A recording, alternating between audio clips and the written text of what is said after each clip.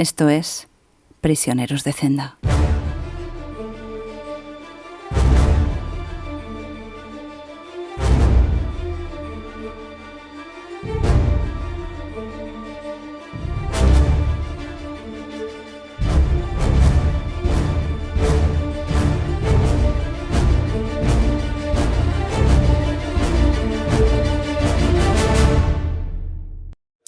Bueno, bien, te veo ahí, Fopiani, ya ubicando los libros, ¿eh? Ahí Te he pillado, te he pillado. Infraganti se llama esto, Ana. Bueno, bienvenidos a todos los que nos estáis escuchando, bienvenidos al canal de Twitch de Zenda Libros, a Prisioneros de Zenda. Ya sabéis que este es un programa que hacemos en directo a través de Twitch y que después podréis ver a través del canal de YouTube de Zenda Libros y podréis escuchar en vuestra plataforma de podcast favorita. Así que no os podéis quejar, qué opciones hay para verlo y reverlo. ¿Qué tal llevas las vacaciones, Fopiani?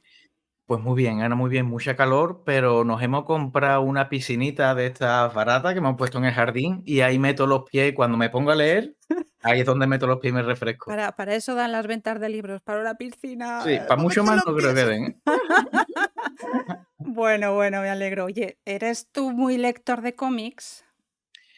No soy muy lector de cómic, pero es cierto que de unos años para acá descubrí este formato precisamente con el autor que tenemos hoy invitado, La Celda 103, y de unos años para acá he leído varios títulos. De hecho, uno de mis personajes o de mis héroes favoritos es el Doctor Manhattan de Watchmen, que los recomiendo si no lo conocéis. Y bueno, la verdad que estoy deseando de dar paso al invitado que tenemos hoy, Ana. Muy bien, bueno, pues el invitado que tenemos hoy es un ilustrador y escritor que ha revolucionado el mundo del cómic en España. Es Paco Roca. Bienvenido. Hola, ¿qué tal? Muy, ¿Cómo estáis? muy buena, ¿qué tal? Oye, un placer estar aquí charlando con vosotros. Yo quería, antes de empezar, Paco, que me aclararas, porque yo tampoco soy una gran lectora de cómics y siempre tengo duda entre TVO, cómic, novela gráfica.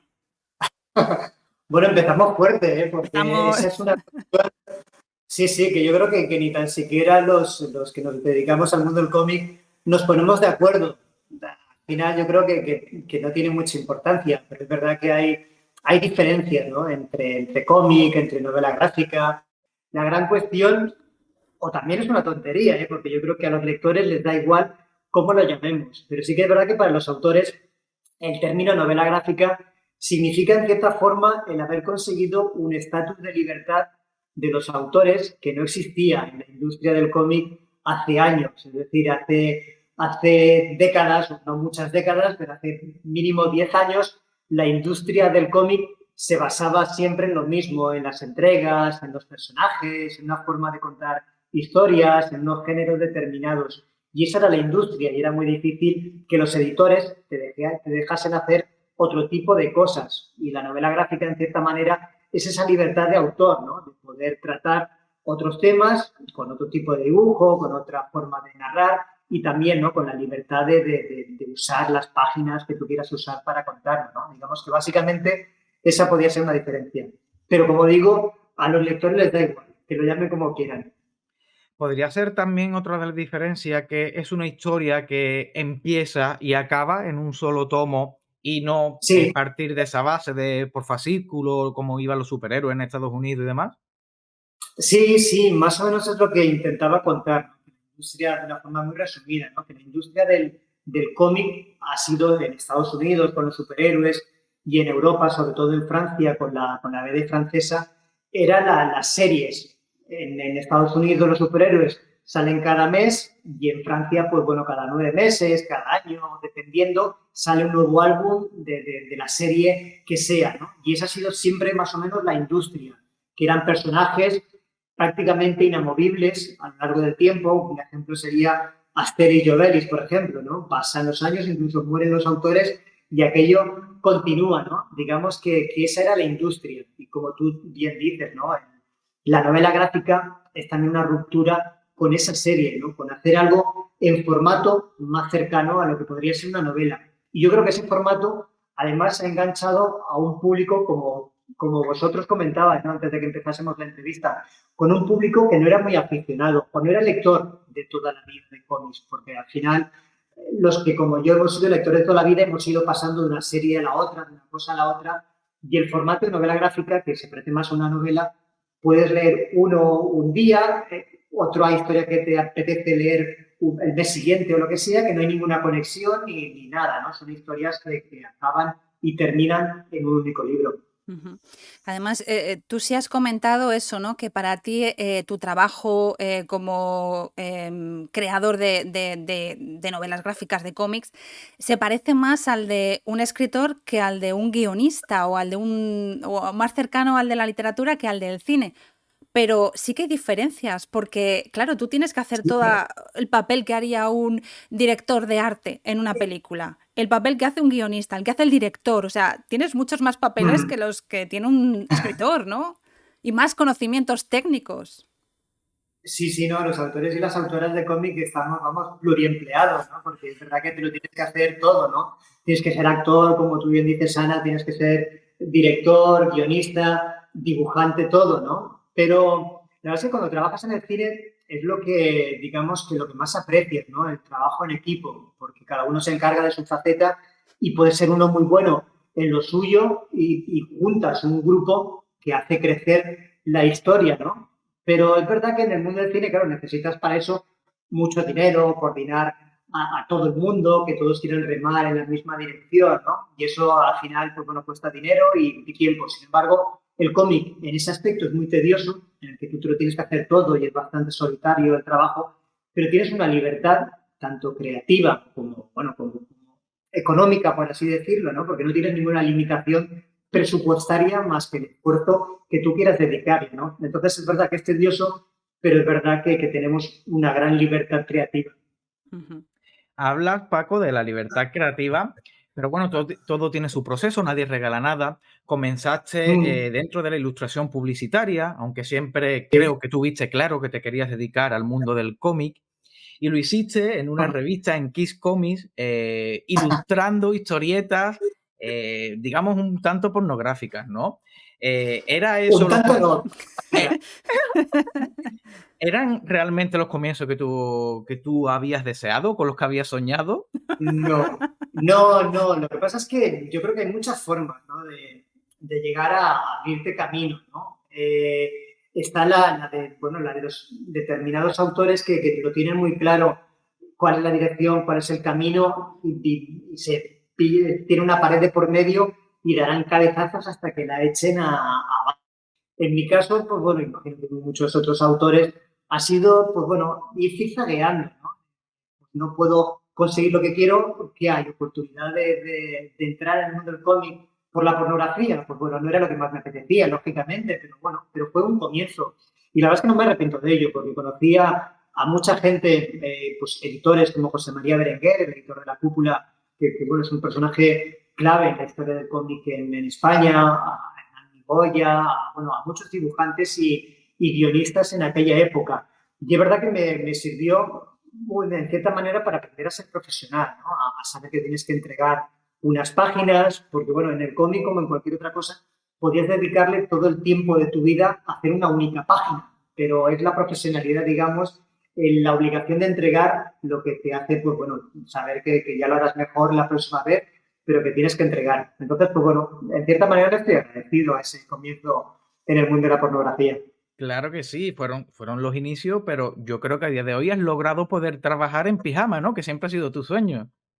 Sí. La verdad es que para mí el pijama ha supuesto, en cierta manera, es un símbolo, ¿no? Ha supuesto el poder cumplir mi sueño infantil, ¿no? De trabajar en mi casa, hacerlo en pijama y haciendo lo que más me gusta, ¿no? Que es dibujar cómics. Y la verdad es que en ese sentido, sí. Yo creo que es una suerte, ¿no? El tener claro desde pequeño a qué te quieres dedicar, ¿no? Yo creo que también tenemos que aprender a que nos podemos equivocar en la vida, una cosa y luego darnos cuenta de que no es lo que queremos y hacer otra diferente, ¿no? Pero cuando tienes muy claro desde pequeño a qué te quieres dedicar, en cierta manera lo tienes todo mucho más fácil, ¿no? Porque ya como que focalizas, ¿no? La dirección en la que quieres, ¿no? Y siempre pensé que quería dedicarme a esto, ¿no? A contar historias con dibujos. ¿Y te apoyaron en casa en este proceso? Porque vamos, yo creo que el negocio de la literatura ya es un poco ruinoso. O sea, ya el cómic, no sé, no creo que hicieran palmas. No, no, no, desde luego que no. Vamos, mis padres no querían que me dedicase para nada a nada artístico, ¿no? Yo vengo de una familia, pues bueno, una familia obrera, donde como cuento en Regreso al Edén, ¿no? Mi madre es analfabeta, mi madre apenas sabe leer y escribir, pues bueno, su nombre y poco más, ¿no? Mi padre tampoco es que fuese un erudito en nada de esto, ¿no? Así que cultura en mi casa se respiraba muy poca, cariño a tope, ¿no? Pero cultura muy poca. Entonces, para mis padres era la cosa más marciana que su hijo quisiese dedicarse a algo dedicado a la cultura o al tema artístico. Así que intentaron de todas las maneras posibles que me dedicase a cualquier otra cosa, ¿no? Lo que se decía en la época, ¿no? Que tuvieses una profesión seria, ¿no? Y la profesión seria no parece que fuese el dibujo. Yo creo que incluso aún a día de hoy, de hecho mi madre tiene 90 años, está muy delicada y estuve con ella hace muy poco, ¿no? Y todavía a día de hoy me sigue dando dinero porque piensa que me hace falta. Toma, 50 euritos que seguro que te hace falta. Mamá, me gano la vida muy bien con esto, no, no hace falta que me des 50 euritos, pero ya sigue teniendo la sensación que no se puede vivir de estas cosas. Habla, Paco, de esta maravilla que muestro en Sí. pantalla para lo que nos estáis viendo de Regreso al Edén, que yo me parece también que, no que corrieras, pero que sí te preocupaste por publicarlo para que tu madre pudiese verlo, ¿no? Sí, sí, porque bueno, pues me pilló pues, bueno, en media pandemia, en mitad de la pandemia, y en cierta manera todos los cómics están unidos, ¿no? Y ese cómic lo hice en cierta manera también porque había hecho antes la casa y porque mi padre había muerto y me había quedado sin la oportunidad, digamos que de atesorar su memoria, ¿no? De grabar su vida, testimonios, cosas que nunca le pregunté, ¿no? Y entonces con mi madre no quería que me pasase, entonces quería, por un lado, mantener la memoria de mi madre, que me pudiese contar su vida, y por otro lado también por lo que no pudo ver mi padre, ¿no? Ese cómic, el cómic de la casa, no lo pudo ver terminado, lógicamente, porque lo hice porque él había muerto, ¿no? Entonces, para mí, el que mi madre pudiese ver un cómic sobre ella era algo que me hacía muchísima ilusión. Y como digo, de repente llega la pandemia, mi madre en aquel momento, 88 años, con problemas de salud, de pulmón y demás, tenía todas las papeletas para que no hubiese pasado de la pandemia, ¿no? Así que no es que corriese para hacerlo, pero sí que le puse todas las ganas posibles para intentar terminarlo lo antes posible para que ella pudiese verlo. ¿Y cómo es tu proceso de trabajo? En este caso, desde luego, partes de historias personales que te tocan, pero Mm, luego tú también haces referencia a hechos históricos que de alguna manera quieres poner sobre la mesa. ¿Cómo es ese proceso desde que sí. te surge la idea a elaborar todas esas viñetas, el guión? O sea, para la gente que no tenemos ni idea, a mí me parece complicadísimo. Bueno, hay una parte que yo creo que es la más difícil de explicar, ¿no? Que es la de las ideas, ¿no? ¿De dónde salen las ideas? Yo creo que todos, al final, tenemos como, digamos que como la misma musa, no creo mucho en musas ni en la magia esta de las ideas y demás, ¿no? Yo creo que todo es bastante racional y todo lo que se nos ocurre está en la realidad, está en todo lo que nos rodea. Y yo creo que cada autor tiene un sesgo, ¿no? O entre todo lo que nos rodea ve historias en un sitio y otras vemos historias en otro lado, ¿no? Entonces mi sesgo yo creo que es el de unos determinados personajes y unos determinados acontecimientos, intento que tengan una base real, ¿no? Me parece que también mi trabajo un poco es poner voz y poder contar las historias de gente que nunca la va a poder contar, ¿no?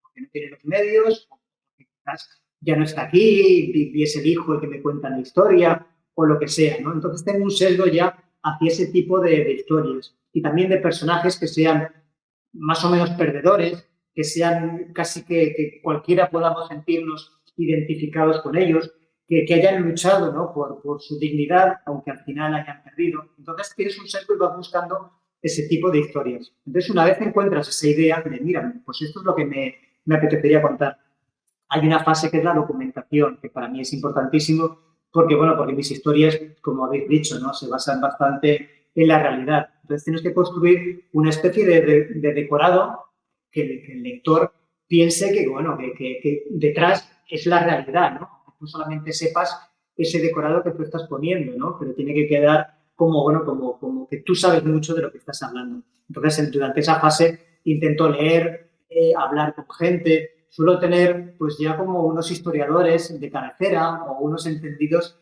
en diferentes temas, ¿no? Entonces me aprovecho de ellos porque sería imposible llegar a dominar un tema como lo domina un historiador o como lo domina un experto, ¿no? Entonces, bueno, intento documentarme bien y al mismo tiempo que me voy documentando voy escribiendo un guión. Entonces en ese guión voy contando ya más o menos por dónde va a ir la historia, hago muchos esbozos de ese guión hasta que doy con la historia que pienso que ya es la buena. Y una vez tengo ya ese guión, Perdona, empiezo a Paco, dibujar. ¿ese guión sería un equivalente a un guión cinematográfico con los diálogos o sería simplemente una guía, como una escaleta, ¿no? Como una estructura? Sí, sería yo creo que más parecido quizás a un relato, Ajá. porque no, intento que no sea técnico, en el sentido de describir escenas, de describir el plano, de describir la página, de cuántas viñetas van. Me hago un relato, más o menos, porque me parece que es más divertido y porque para mí es como un reto después ver cómo lo voy a convertir. Si cuando estoy escribiendo el guión ya me lo veo dibujado, pienso que voy mal, que ya es todo, ya está hecho todo, ya no voy a inventar nada, ¿no? Entonces me dejo esa parte de convertirlo en un cómic cuando empiezo a dibujar. Entonces me lo tomo como una adaptación de un relato. Entonces en el relato pongo cosas que no sé ni cómo lo voy a dibujar.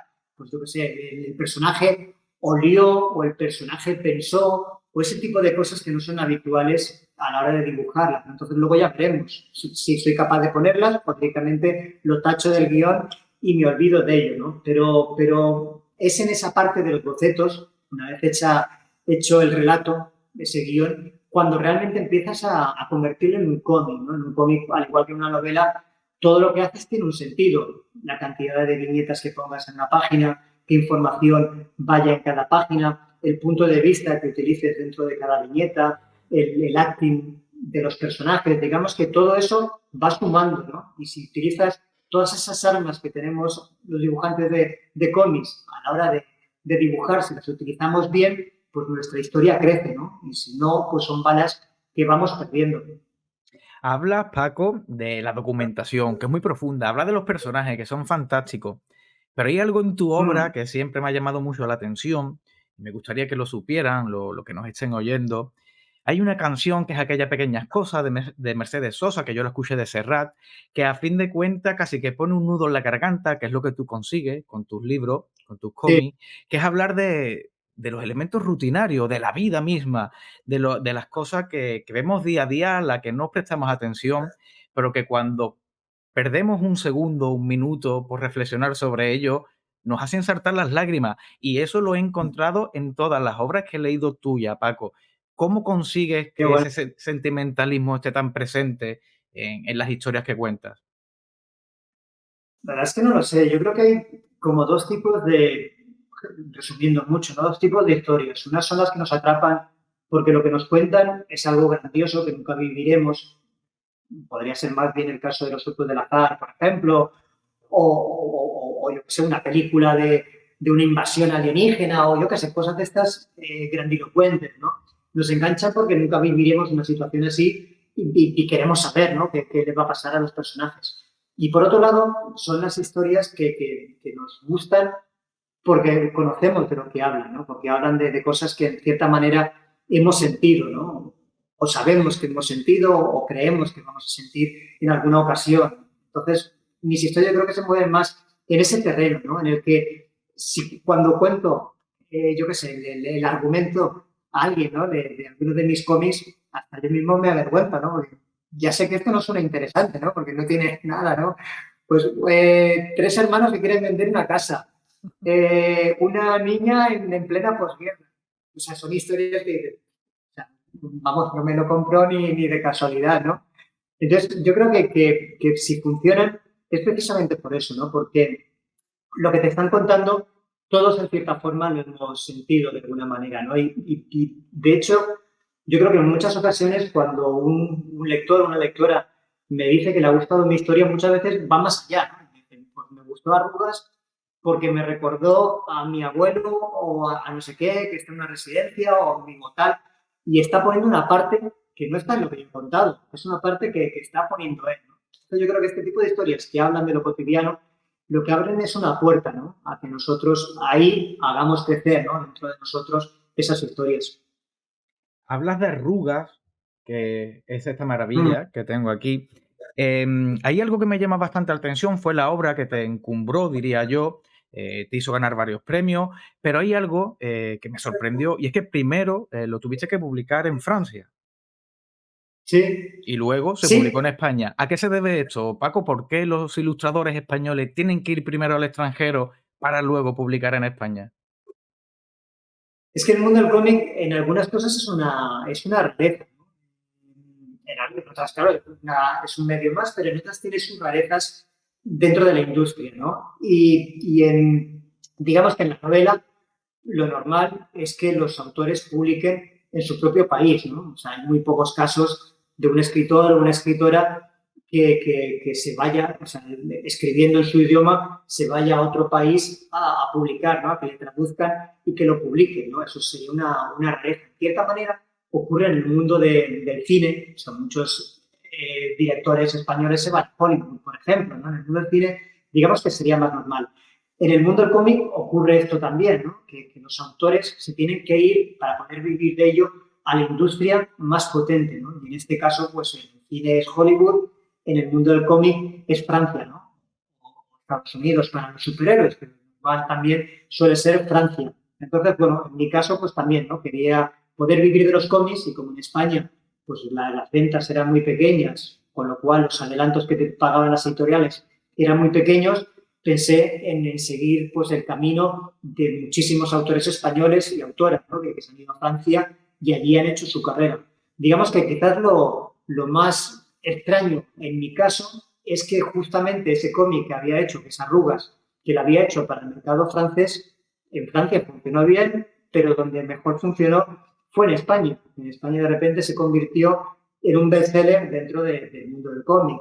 Pues que fuese un bestseller a nivel literario, pero funcionó muy bien. Entonces me di cuenta que ya no tenía mucho sentido ir a Francia para publicar cuando realmente mi mercado, como suele ser normal en el literario, era el propio del autor, ¿no? Así que a partir de Arrugas, el siguiente fue Las calles de arena, que ya lo tenía palabrado con la editorial, y a partir de ahí, pues bueno, trabajé de la forma normal que es trabajar para tu país y para una editorial española, que en mi caso es Astiberri. Pero yo creo que esto cada vez es más normal en España, ¿no? Cada vez tenemos más lectores y cada vez hay más autores que apuestan por el mercado español, que yo creo que también es lo que va creando lectores y va creando industria. Es decir, cuando trabajas para una industria que no es la tuya, como pueda ser el caso de Francia, intentas hacerte una idea de qué va a gustar allí. Yo no vivo en Francia, pero a ver qué va a gustar en aquel país. Te guías del editor, que el editor lo que quiere es un producto que funcione en Francia, ¿no? Entonces, al final, ese tipo de cosas no acaban de cuajar, o muy pocas cuajan en el mercado español, pero cada vez hay más autores que tienen al mercado español en su cabeza, ¿no? Que buscan temas o simplemente que escriben de lo que le apetece, y de lo que le apetece son temas que conectan con el público español, con lo cual digamos que cada vez esa rareza que era publicar en Francia se va normalizando y cada vez hay más autores que publican en España. Oye, ¿quién fue quien te facilitó ese camino? Porque me imagino que tú venías de hacer esas viñetas, ¿no? Que has dicho antes, pornográficas, estabas un poco intentando buscarte la vida. ¿Y en qué momento quién te echa una mano o quién de repente decide apostar por ti y de qué manera? Bueno, yo creo que ha habido mucha gente, ¿no? Ujú. Que ha ido apostando por mí. O sea, no ha habido una única persona, ¿no? Que me haya llevado hasta el final, pero yo creo que también en esto, o sea, no es que crea en la suerte, pero yo creo que hay un montón de factores que tú no puedes controlar y que de repente se alinean y te crean un camino, ¿no? Pero por las mismas no podía haber estado ese camino. Entonces, en ese sentido, yo creo que he tenido mucha suerte, ¿no? De que todo ha ido cuadrando para poder llegar a poder hacer lo que me apetece hacer ahora, ¿no? Sin ningún problema. Y en su momento yo creo que el primero que apostó por mí fue José María Berenguer. Hablábamos antes de este editor de la revista pornográfica, que también era el editor de una editorial que se llamaba La Cúpula, que publicaba una revista mítica en España, que fue El Víbora. Le agradezco que él y toda la gente del Víbora y de esa editorial confiasen en mí, porque bueno, fue lo que me convirtió en autor profesional. Y después, pues bueno, he ido conociendo a diferentes editores y diferentes gente que me ha ido facilitando las cosas, ¿no? Y la verdad es que para mí ha sido una suerte, ¿no? El que tengo muy pocas malas experiencias en todo esto, ¿no? Todo han sido como gente a la que le tengo muchísimo cariño, que me han ayudado en el recorrido.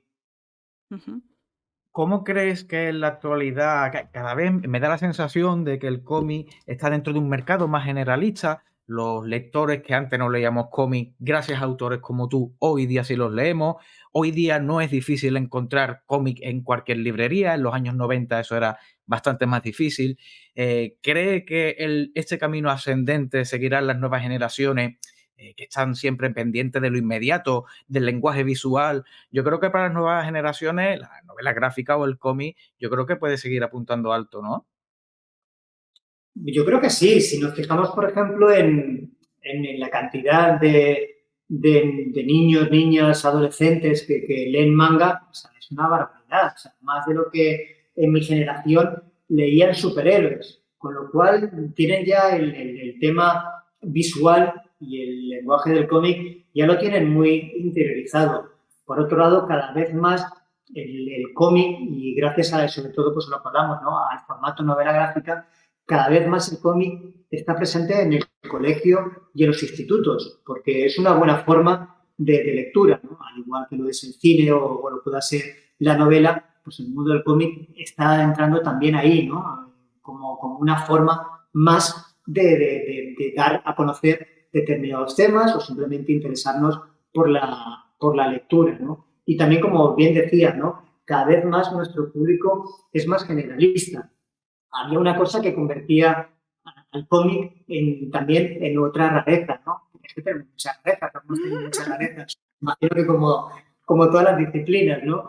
Pero una de las rarezas era que casi todos los lectores de cómic o los lectores adultos eran masculinos, o sea, había muy poco público femenino en el mundo del cómic, por lo menos hasta finales de los 90, cosas así, cuando ibas a una convención de cómic o cualquier presentación que tenías de cómic, la mayor parte de la gente era gente de una cierta edad y hombres todo, ¿no? Y eso ha cambiado mucho. Ahora yo creo que si no es el 50% es bastante, ¿no? Es bastante igualado, ¿no? La cantidad de lectores y de lectoras. Y eso yo creo que también es uno de los grandes cambios del mundo del cómic, es gracias a la cantidad de autoras que hay en el medio. O sea, yo creo que no conozco los datos de la literatura, pero en el mundo del cómic yo creo que dentro de unos años habrá más autoras que autores en este medio. Y eso yo creo que también ha hecho mucho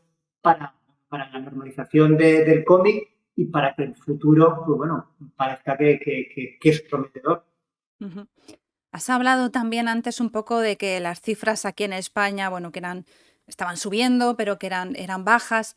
En la literatura, que es lo que más controlamos Fopian y yo, porque en la literatura de novela, lo que se dice es que normalmente la clase media está desapareciendo. Hay gente que vende muchísimo y gente que vende nada, ¿no? Antes había gente que vendía pues alrededor de 20.000, 30.000 ejemplares al año, que en novela pues se considera que ya puedes empezar un poco a vivir. ¿Cómo está el mundo del cómic? ¿También esa atomización o está mal?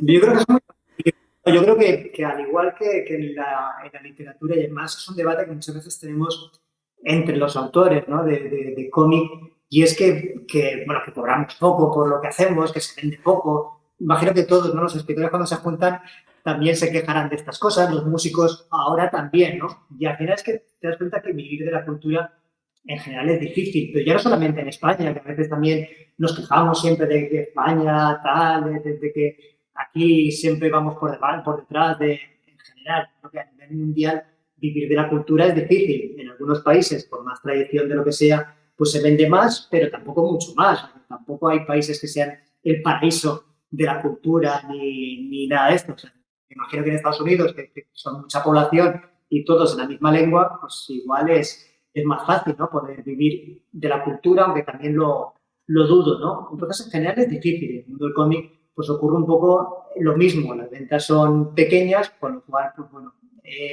no hay grandes adelantos que permitan amortizar de una forma digna el trabajo que hacemos, porque hacer un cómic son años de trabajo, ¿no? Y está claro que por muy bien que te paguen ese adelanto, no te van a pagar como si fuese un sueldo digno de 2 o 3 años que le hayas dedicado.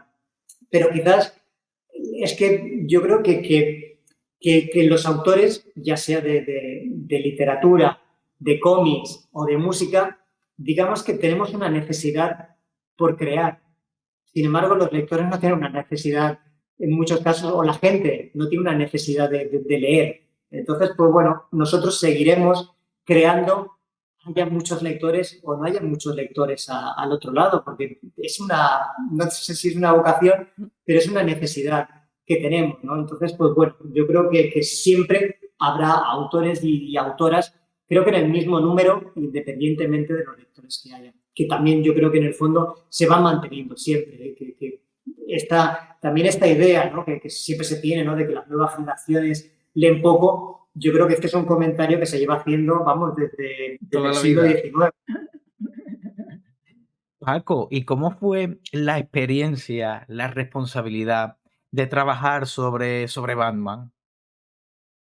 Bueno, pues fue muy curioso porque yo nunca había dibujado superhéroes. A mí me gustan los superhéroes como un género más, ¿no? Dentro de los cómics, pero no soy un gran lector. Pero es verdad que Batman, seas o no un gran lector, yo creo que es el personaje que todos queremos dibujar. Es icónico, ¿no? O sea, es como un regalo, ¿no? Que tener ese personaje ya con toda esa existencia, ¿no? De tantas décadas para que tú hagas algo con ello, ¿no? Entonces, la verdad es que fue muy divertido, ¿no? Porque la editorial DC yo creo que tenía otra idea de lo que hacer con ese personaje, ¿no? Entonces, cuando le conté que lo que quería era llevarme de vacaciones, se quedaron un poco extrañados, ¿no? Bueno, ¿y qué le va a pasar en vacaciones? Nada, va a estar de vacaciones. Hombre, ya, pero algo le tiene que pasar. No, no, no, voy a hablar del tedio, del aburrimiento, Entonces, bueno, es verdad como lo que hablábamos antes, ¿no? Que cuando cuento mis historias, es verdad que son un poco atrayentes, ¿no? Pero confiaron y cuando lo vieron dibujado, al final, pues bueno, les pareció que estaba bien. Ujú. Además de todos estos proyectos que llevas con novelas y con cómics, también llevas a cabo más proyectos, ¿no? De formación. He visto que tenías un curso en doméstica también, que haces murales, diseño. Sí, ¿Cuál es tu día a día?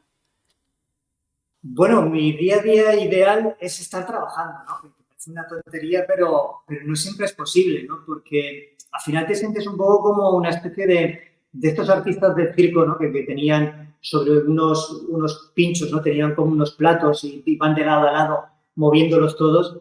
Pues en cierta forma te sientes así, ¿no? Porque siempre tienes algo que te reclama fuera de tu estudio, ¿no? O bien uno de tus cómics ha salido en algún país y tienes que ir a presentarlo, o te van a un festival, de una charla, de lo que sea. Entonces cada vez es más complicado ese día normal de estar trabajando en tu estudio, ¿no? Entonces intento cada vez más reducir esa parte de promoción, que también es necesaria, y de viajes, y centrarme más en mi estudio, ¿no? Y la verdad es que para eso la pandemia es lo mejor que, en mi caso, ¿no? Que ha pasado en los últimos, en la última década, ¿no? Pero bueno, digamos que mi día es que trabajo, ¿no?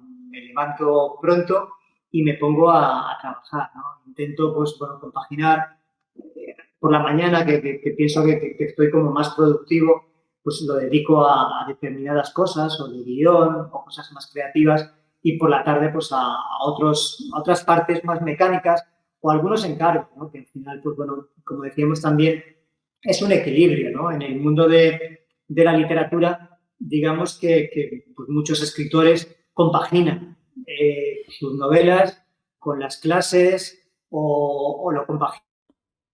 Uy, A ver si nos estamos recuperamos. casi terminando. Se fue, ¿no? Yo creo que Sí, salió, ahora ¿no? se ha ido, sí. Vamos a ver si lo recuperamos. Esto es, vamos, Vale la complicado. pena, pero estamos sufriendo, ¿eh? Estamos sufriendo. Sí. Oye, Y además tenemos aquí preguntas en el chat que nos gustaría hacerle a sí, yo creo que Paco. vamos a pasar ya a las preguntas al chat, si te parece. Si Venga, tienes pero a alguna ver, pregunta lo, más, sí, lo que sí, hace falta. seguimos, que vuelva. A ver, yo por mí seguiría hablando con Paco pues toda la tarde, toda la noche, Mm, pero es cierto que estamos sufriendo por la Sí, conexión. sí. Vamos a ver si somos capaces de recuperar a Paco para hacerle las últimas preguntas. Paco, vuelve.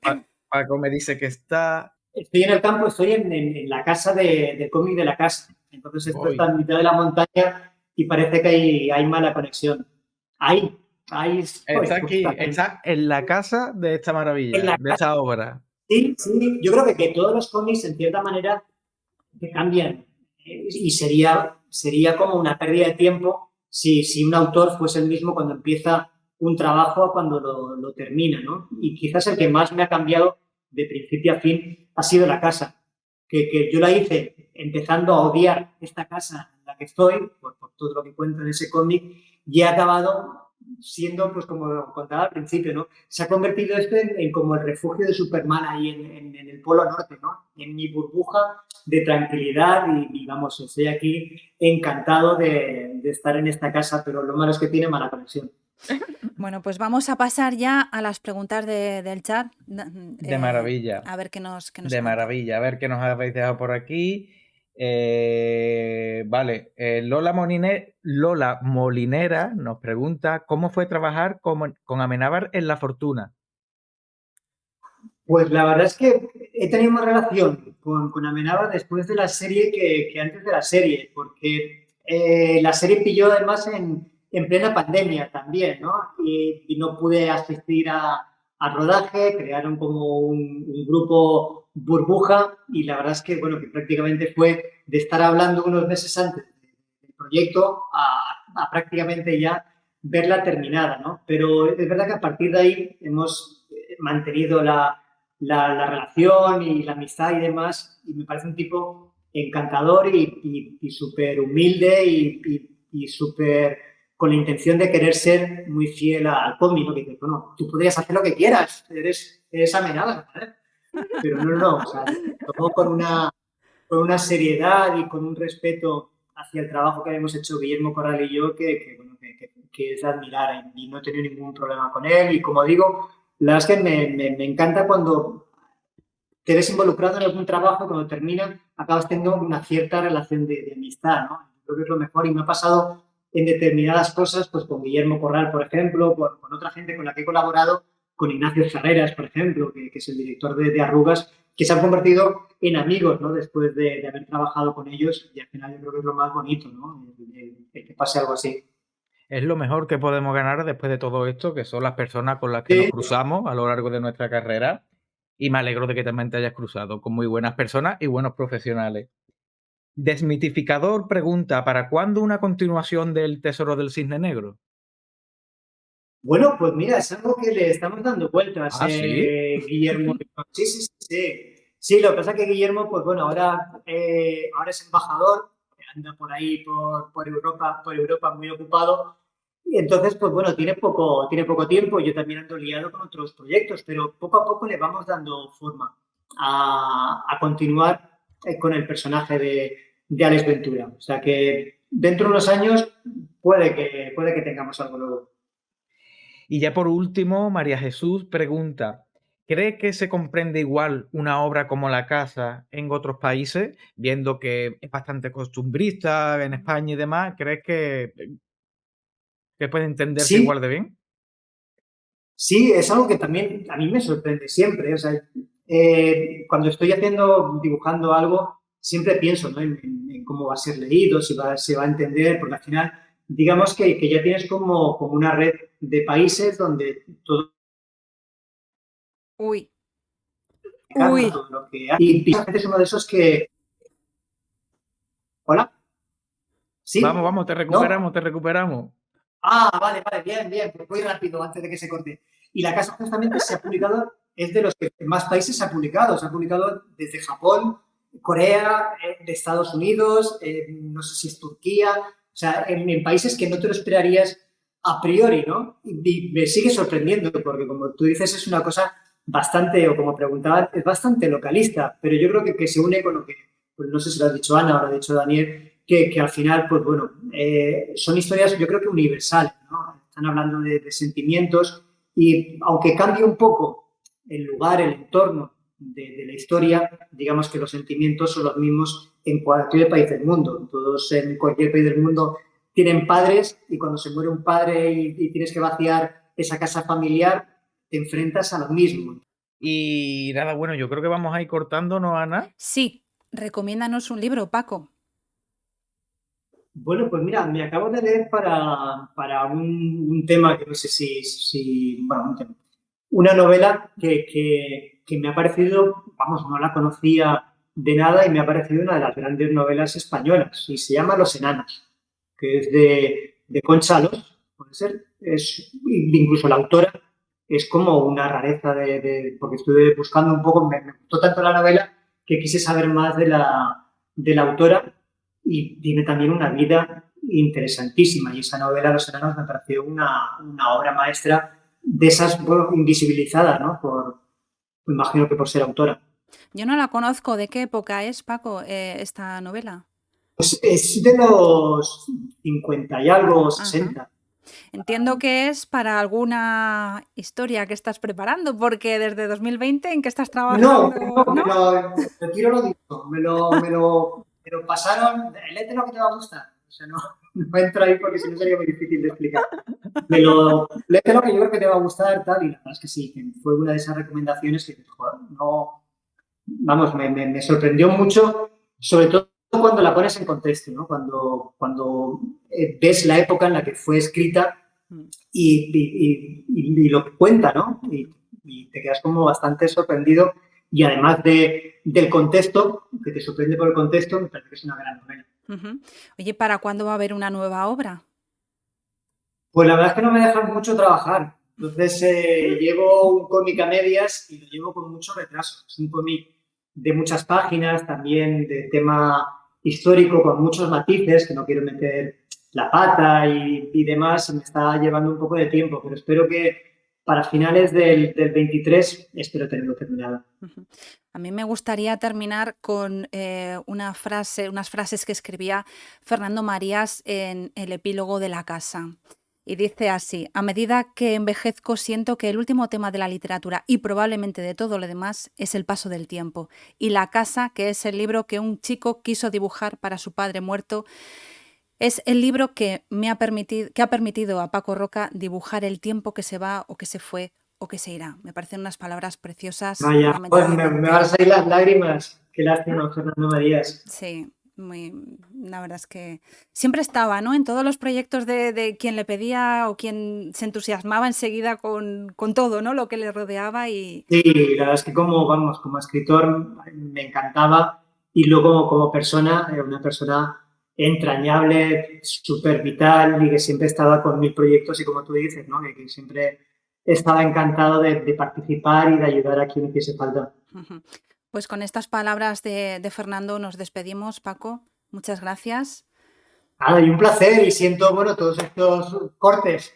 Nada, ha merecido la pena por tener la oportunidad de charlar contigo, de transmitirte estas preguntas también a través del chat. Sí. Y la verdad que ha sido una conversación súper interesante. En septiembre nos veremos de nuevo, ¿no, Ana? Sí, nos veremos. Todavía no tenemos la fecha. Ya estamos haciendo aquí huecos de verano, aquí apurando, pillando a pobre Paco en su casa de vacaciones. Nosotros también a punto de irnos, pero sí, en septiembre volveremos. Y oye, muchísimas gracias a toda la gente que nos habéis estado viendo y bueno, que nos vemos en septiembre. Muchas gracias. Muchas gracias a todos.